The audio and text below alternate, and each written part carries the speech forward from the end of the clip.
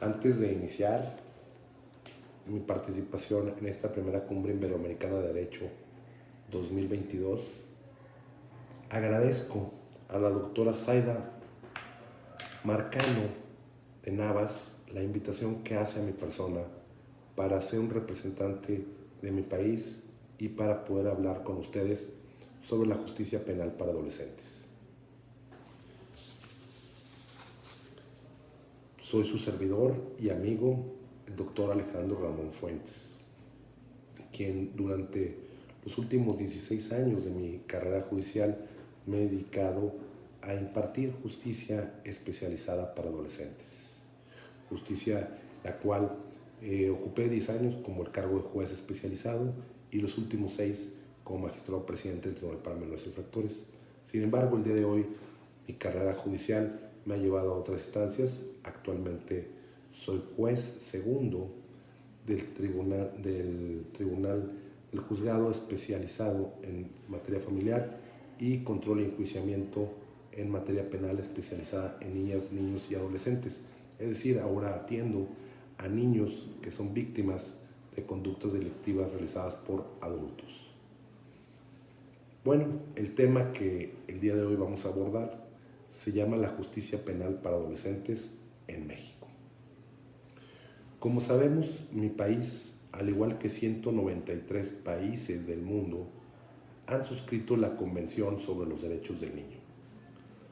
Para el caso de nuestro país, esta convención, que data del año 1989, fue ratificada por el Senado de la República en 1990.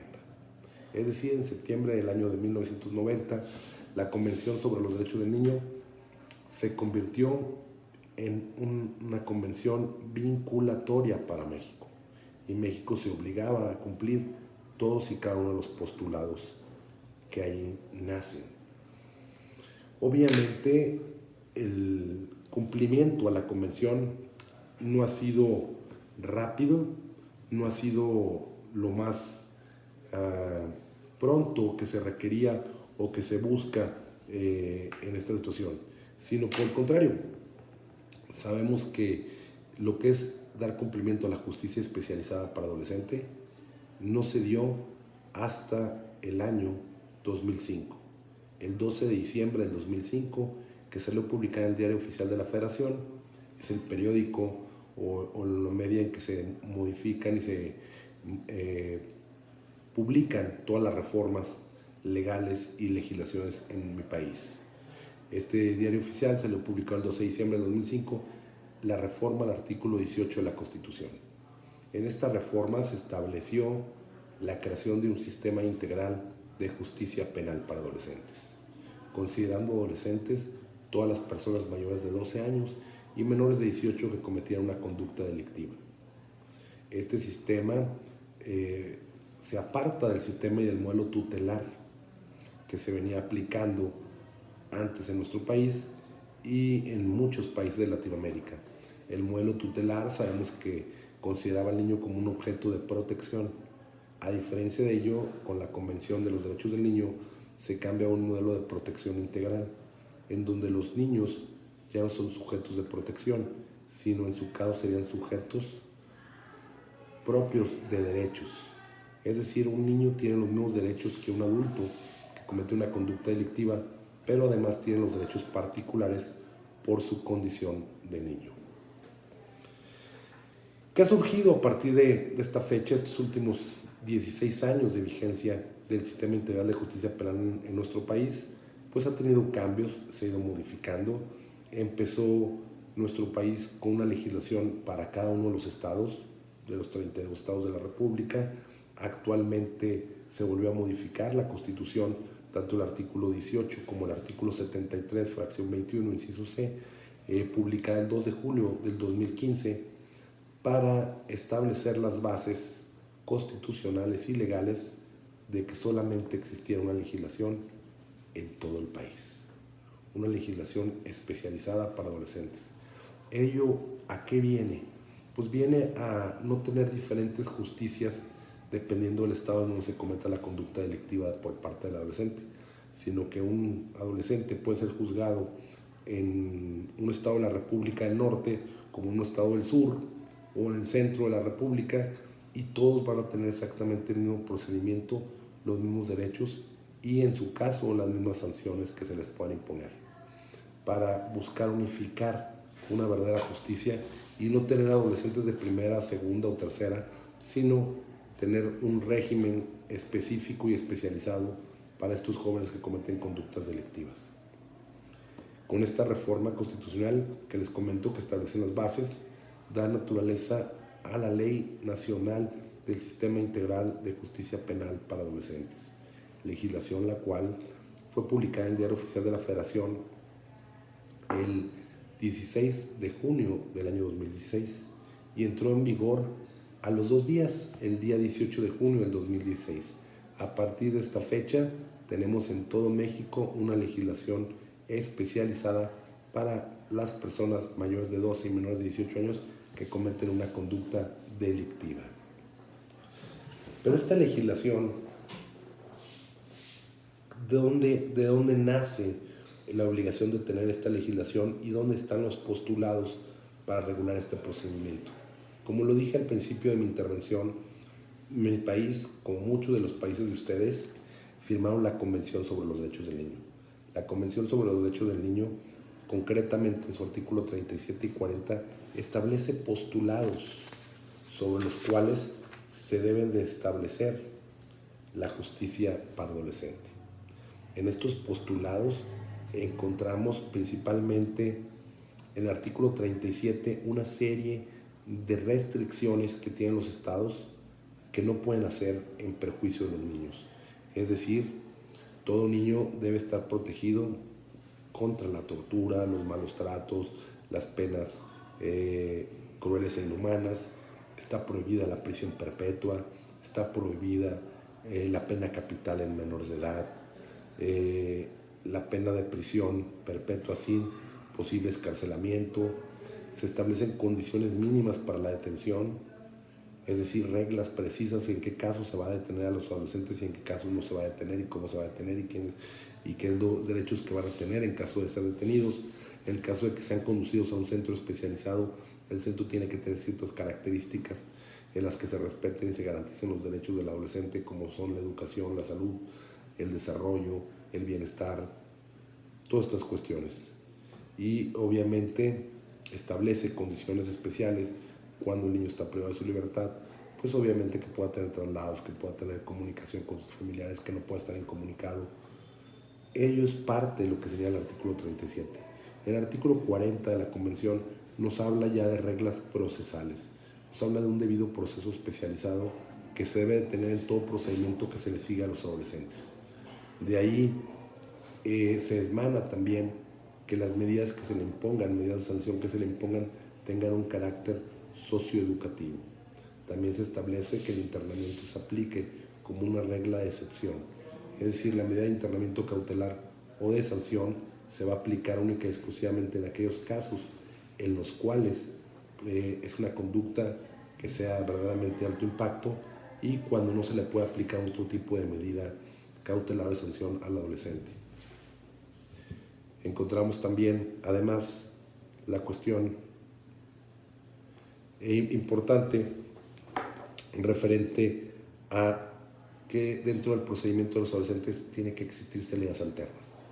La alternatividad de evitar el proceso a través del principio de mínima intervención por parte del Estado para garantizar que todas las medidas que se le impongan no solamente sean sujetas en un procedimiento, sino también puedan ser nacidas o que den su origen en salidas alternas. Tenemos la suspensión condicional del proceso y tenemos los acuerdos reparatorios dentro de esta legislación estatal, los cuales se obtienen a través de mediación, conciliación, por parte de un experto en justicia para adolescentes. Ahora bien, todos estos postulados los recoge la Ley Nacional del Sistema Integral de Justicia Penal para Adolescentes de mi país, ya que son la base en la cual se establecen los cimientos de esta justicia. Sin embargo, es importante establecer que esta legislación no solamente da cumplimiento a ello, sino que va un poco más allá. Establece 21 principios generales del sistema, que vienen a ser los cimientos o las bases en donde se va a apartar la justicia de adolescentes de la justicia penal de adultos.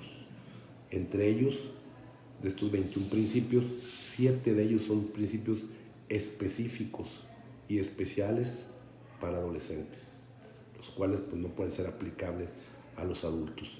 Encontramos aquí en ellos, el primero de ellos, el interés superior del menor. El interés superior del menor no solamente como un derecho preferente o como una obligación que tiene el Estado de tomar en cuenta a los adolescentes, sino que aquí la legislación lo baja a una obligación que tengan los operadores jurídicos para en cada resolución dejar una constancia y una patente de que se tomó en cuenta el interés superior del niño y que este interés superior del niño se está evaluando conforme los cánones que nos ha venido señalando el Comité de los Derechos del Niño en su observación general 12. De igual forma encontramos otro de los principios importantes, que es el principio de aplicación favorable. Este principio nos señala que los adolescentes, en base a la protección integral que tienen, tendrán los mismos derechos que un adulto, más aparte de los derechos específicos.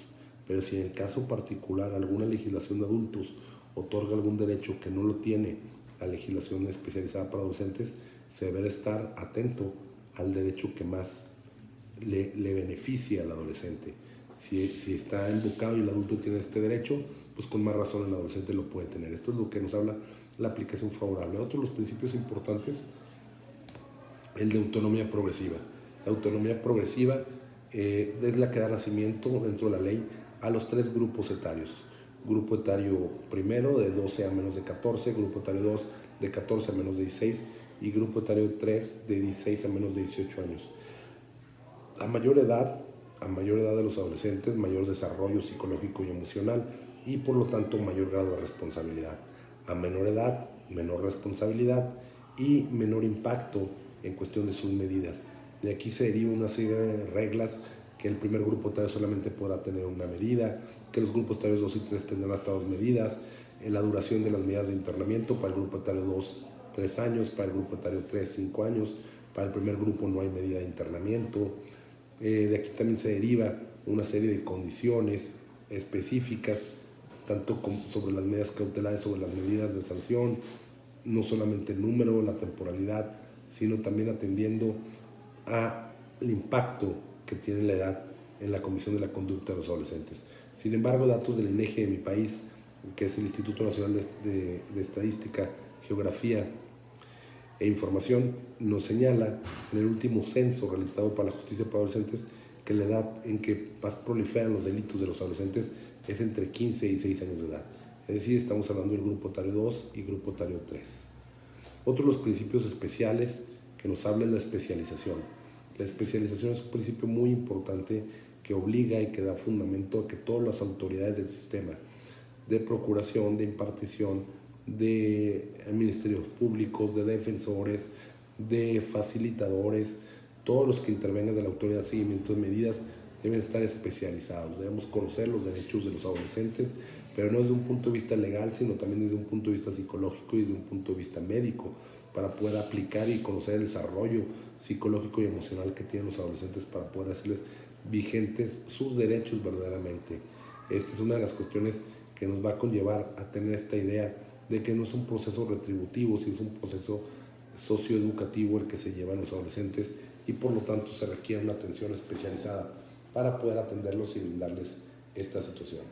Otra de las cuestiones importantes que carece es el carácter socioeducativo de las medidas. Las medidas que se le impongan al adolescente no van a tener un carácter represivo, retributivo, sino van a tener un carácter socioeducativo, un carácter que busque reeducar al adolescente para que no vuelva a cometer una conducta delictiva. Por último, en cuanto a las medidas de sanción, pues obviamente en las medidas de sanción se debe buscar que la medida de internamiento, como lo señalé hace unos momentos, se aplique por el tiempo más breve que proceda y sea de forma excepcional. Nunca se debe de aplicar como una regla.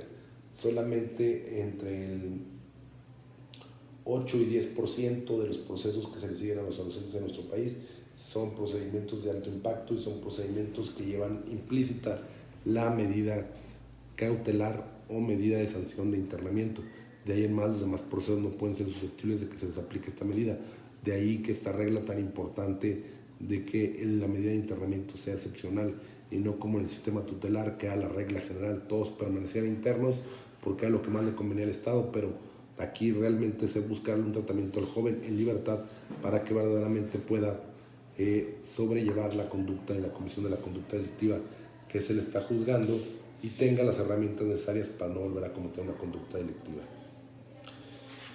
En sí, esto es las características que tenemos, estos son las características de los principios que tiene nuestra ley. Nuestra ley también tiene algunos otros principios, como el de celeridad, que establece que el proceso de los adolescentes no puede durar más de 6 meses desde la auto de vinculación al dictar la sentencia.